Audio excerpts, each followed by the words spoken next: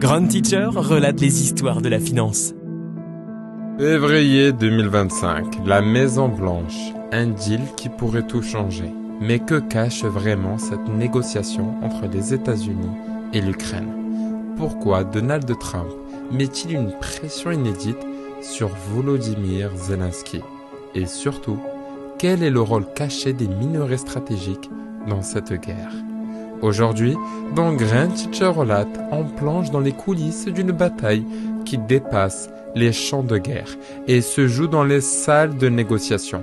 Un épisode où le pouvoir, l'argent et la stratégie mondiale se rencontrent. Le président Poutine et le président Zelensky vont devoir se parler. Nous n'allons pas laisser cela continuer. Donald Trump, fraîchement réinstallé à la Maison Blanche, n'y va pas par quatre chemins. Son message est clair. Il veut un accord, et il le veut maintenant.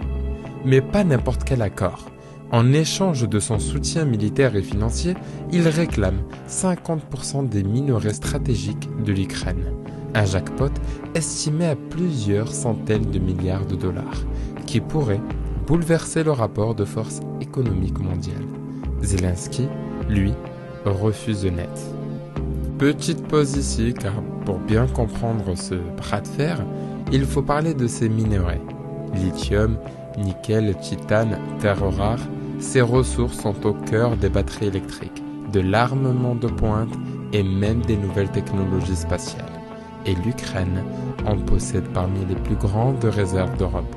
Avec ces minerais, les États-Unis pourraient renforcer leur domination technologique face à la Chine, sécuriser leur industrie militaire et faire pression sur l'Europe, dépendante de ses ressources. Trump joue alors ici une carte majeure, et il le sait. Et dans cette partie d'échecs géopolitiques, où est l'Europe? Les alliés traditionnels de l'Ukraine, la France, l'Allemagne, le Royaume-Uni, semblent pris de court. Trump accuse Macron et Starmer d'avoir laissé la guerre durer. Il ne veut plus d'une approche humanitaire. L'Ukraine se retrouve piégée. Dans un premier temps, accepter l'accord de Trump, ce serait donc perdre une partie de sa souveraineté économique, mais sécuriser une aide immédiate. Et dans un second temps, le refuser, mais derrière, risquer une baisse du soutien américain, alors que la Russie gagne du terrain.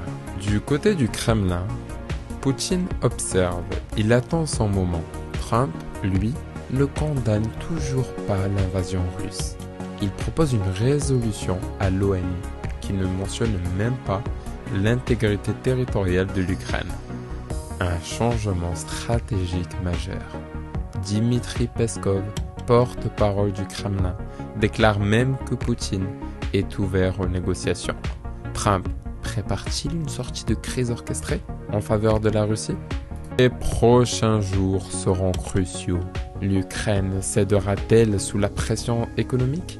L'Europe prendra-t-elle enfin une position ferme face aux États-Unis? Et surtout, quel est le vrai plan de Trump avec la Russie? Nous assistons peut-être à un tournant historique. Et personne ne sait encore où cela va nous mener. Cet épisode vous a fait réfléchir, partagez-le. Parlons-en, parce que derrière ces accords de minerais, c'est l'avenir du monde qui est en jeu.